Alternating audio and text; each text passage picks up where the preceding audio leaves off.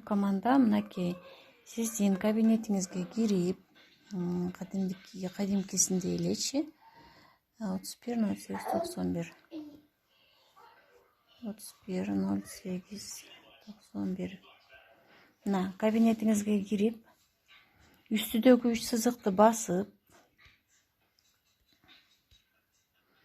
аты фамилияңыз турат, ошонун үстүндөгү настройканын эмблемасын бассаңыз, сиздин кайсыл филиалда турганыңыз көрүнөт. Азыр сиз Кыргызстанда турасыз.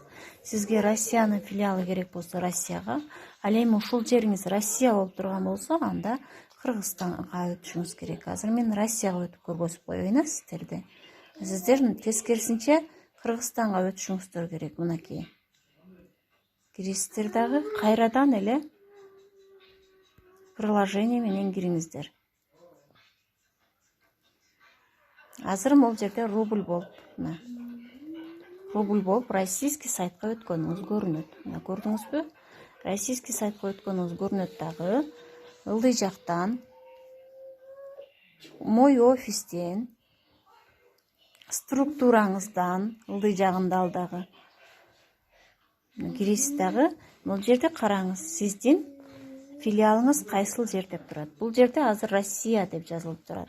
Бул кыздыкы Россияда экен. Эгер сиздики ушул жериңиз Кыргызстан болуп турса, анан Кыргызстандан заказ кетире аласыз. Эгерде ушул филиал Россия деп турган болсо, сиз Кыргызстандан заказ кетире албайсыз. Ошол жактарын караңыздар. Кыргызстан жарандары сөзсүз түрдө филиалы Кыргызстан болуп туруш керек.